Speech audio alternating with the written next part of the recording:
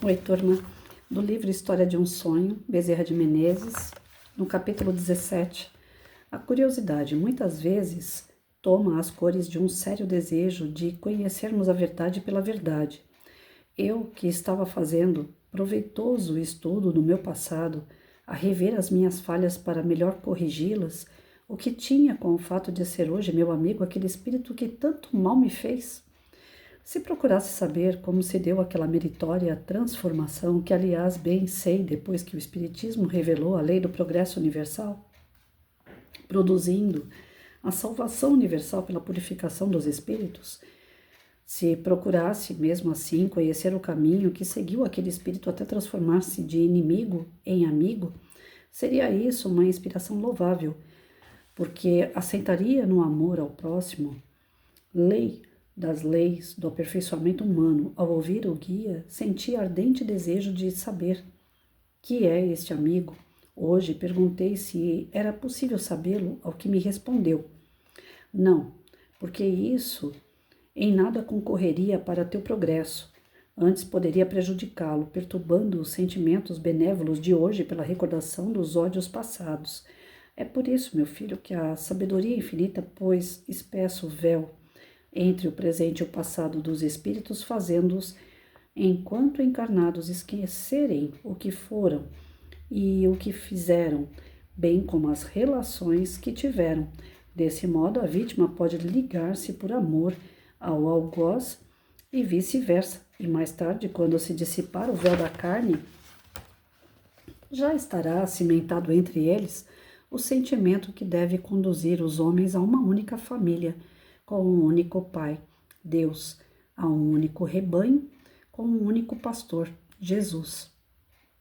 Fiquei arrependido da minha curiosidade, mas contente por ter-me ela proporcionado conhecer a razão fundamental da sublime lei que nos oculta o passado.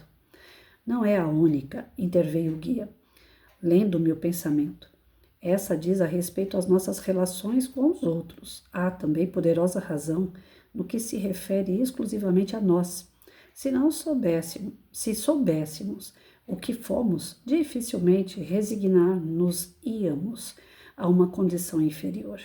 Se soubéssemos o que fizemos e viemos reparar, nenhum mérito teríamos, evitando os escolhos em virtude dos quais naufragamos. Seria o mesmo que na vida presente termos de agir nas condições em que uma vez já agimos, sofrendo por nosso procedimento doloroso castigo. Excelso, exclamei. Sim, e mesmo que não o compreendêssemos ainda, deveríamos exclamar excelso, porque é lei de Deus, e devemos ter certeza de que todas têm por fim a felicidade de seus filhos. Sem mais detença, voltei ao estudo.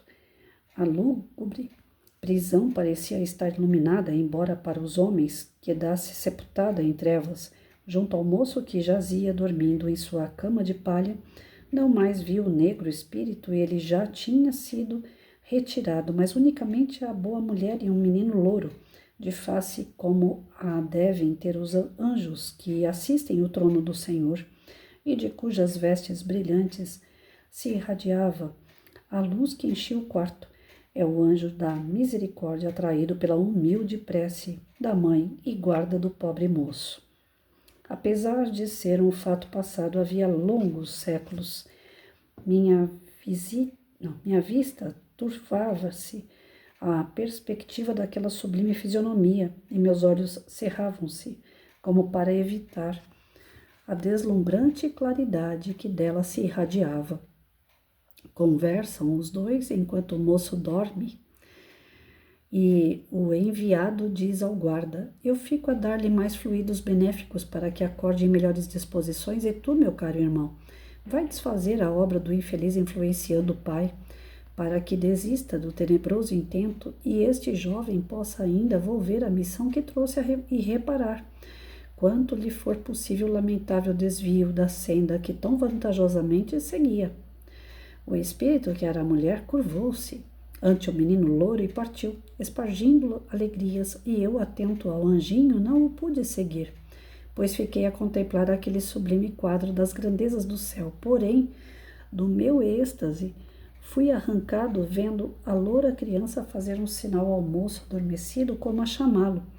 Este não acordou, sequer fez o mínimo movimento, mas como se dá na ocasião do desprendimento pela morte, uma ligeira fumaça começou a levantar-se do corpo, a partir das extremidades.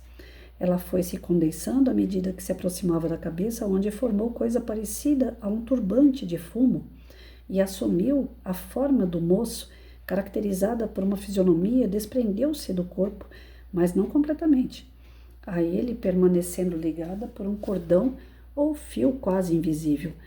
No caso de morte, aquele fio não subsistiria, disse Bartolomeu, e o corpo ficaria inanimado pela separação completa do espírito.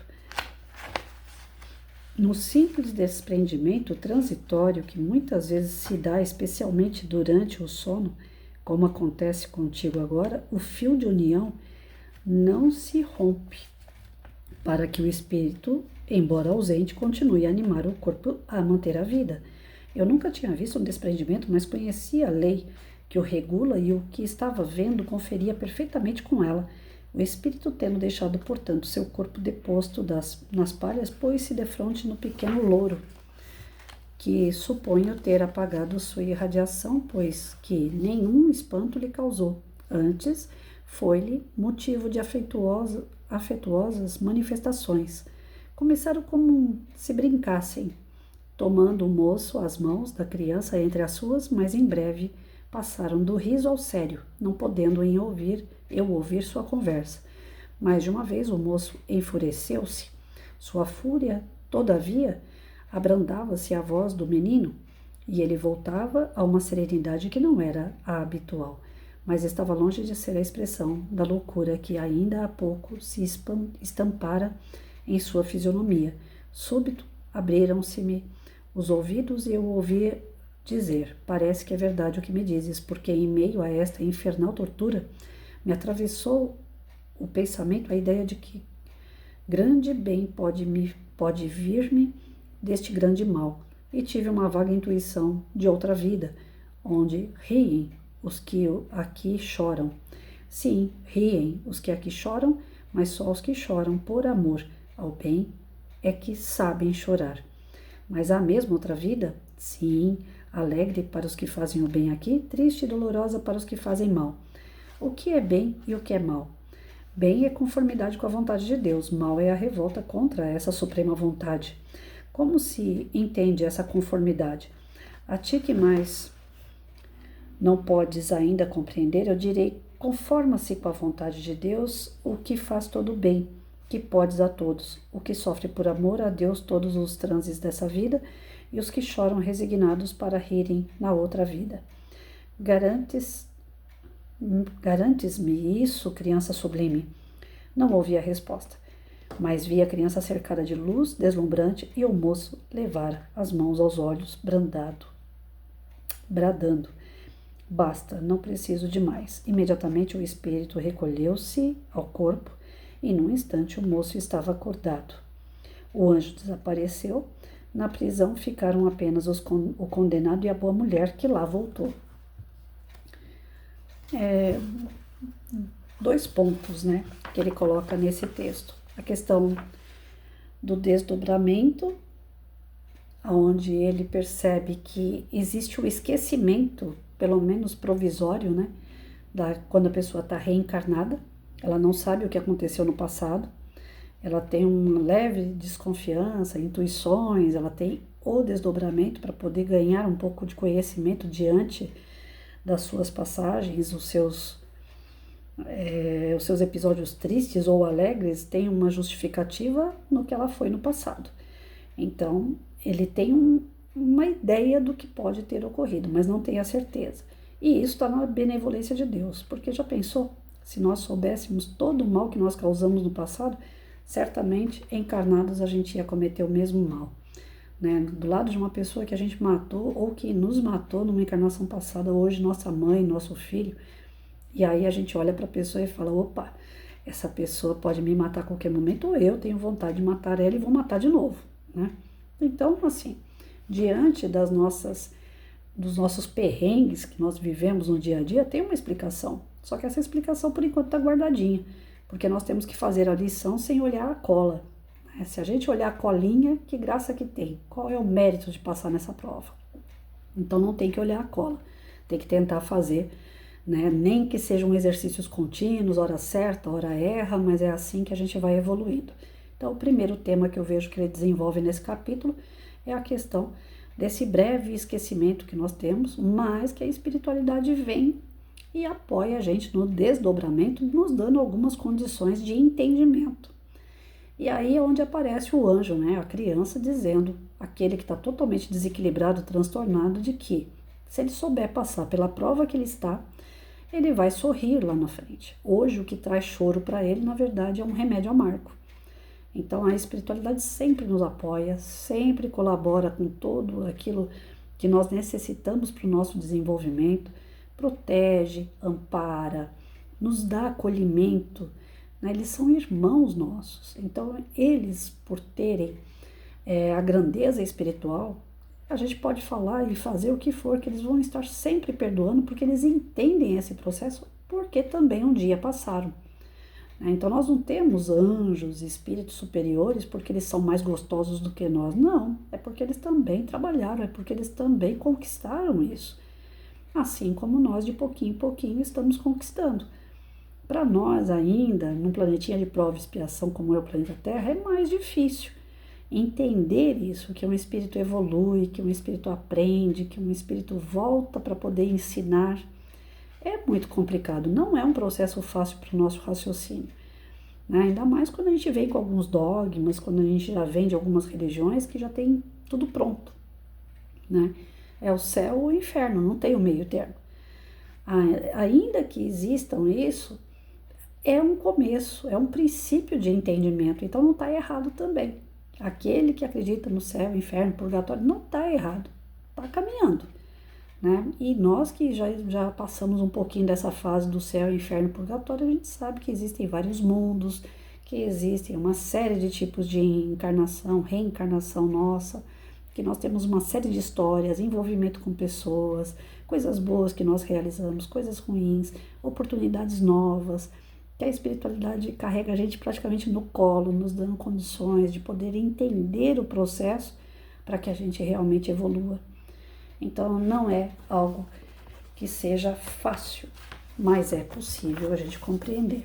E o Bezerra trouxe nesse livro, é um livro que eu estou tendo prazer de ler, porque aqueles que não têm tanto conhecimento na doutrina espírita, que não leu as obras do Allan Kardec, pelo menos tem aqui uma palhinha do que é desdobramento, esquecimento, reencarnação, ajuda no campo espiritual, evolução espiritual. Todos esses temas tem nas obras do Allan Kardec, mas o Bezerra está desenvolvendo nesse livro de uma forma que atrai as pessoas para entender um pouquinho melhor, com uma linguagem talvez até mais acessível do que a própria linguagem de Allan Kardec, né? Então é importante a gente ler histórias, né? Ali ainda tem um pouco de fantasia no meio, que ele fala que ele romantizou um pouco a história, mas é importante. Junto com histórias assim, a gente buscar a fonte delas. E a fonte sempre vai ser as obras do Allan Kardec, que veio através da espiritualidade. Né? Ao contrário do que muita gente fala assim, né? Até agora eu estava falando com um amigo, não existe kardecismo, né? Não existe essa história de seguir Allan Kardec, mas a gente estuda os livros que foi codificado por ele. Codificado significa escrito por ele, mas quem ditou não foi homem, foram espíritos. A doutrina é dos espíritos. Eles é que trouxeram as informações. Então, algumas situações que eu vejo assim, de questionar a doutrina espírita, como se ela fosse uma doutrina humana, eu acho um tanto desrespeitoso. Né? A doutrina espírita ela não foi feita por um humano, ela foi codificada por um humano. Mas esse espírito que codificou também já era um espírito bem evoluído, que estava ali encarnado, fazendo a sua missão. Né? Então, bora lá. É muito interessante, gente, a gente saber de onde veio, para onde a gente vai, o que a gente está fazendo aqui. E não tem, até hoje eu não encontrei uma religião que me trouxesse, né, fundamentos para existir, porque é tão, assim, fora de norte, né, quando a gente acredita na morte física como na morte espiritual, tira o nosso norte, né? Para que eu vou viver então? Se eu tenho dívida, se eu não tenho ninguém, se eu estou sozinho, se eu estou doente, uma série de situações tira a vida de uma pessoa. Então a doutrina é muito consoladora. Amo a doutrina espírita, sou muito grata a ela. E os ensinamentos assim são fontes inesgotáveis de compreensão, de entendimento. Todo dia a gente aprende alguma coisa nova. É muito importante a gente estudar as obras, principalmente as obras de Allan Kardec, que vêm através da espiritualidade. Não foi ele propriamente quem fez, ele apenas codificou, escreveu. Mas foi uma missão linda, ainda que seja só escrever.